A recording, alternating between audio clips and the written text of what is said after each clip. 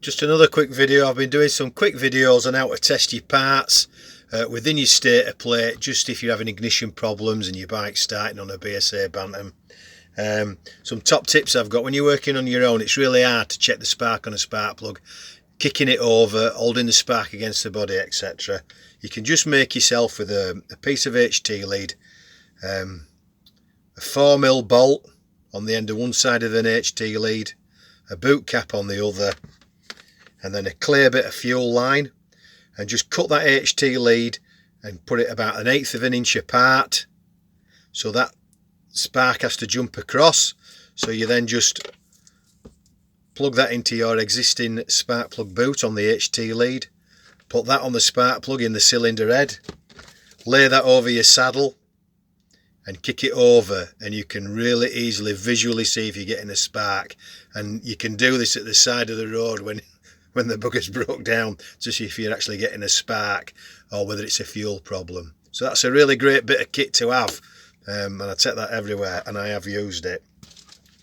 Other problems: if you've done all the testing of my little videos and you're still having problems with the actual ignition, what I'd say is make sure that the woodruff key, which holds the points cam in position, is there, and it is holding the cam from, it's stopping it from spinning round. Because sometimes if it's not in properly, you can get a spark, but then if it's spinning, it's obviously knocking all the timing out, and sometimes it'll start, sometimes it won't, and it's really frustrating. So just make sure that woodruff key is in and it's holding the cam steady.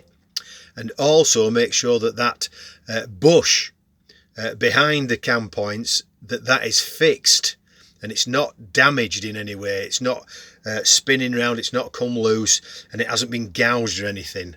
That's a really important part of your ignition.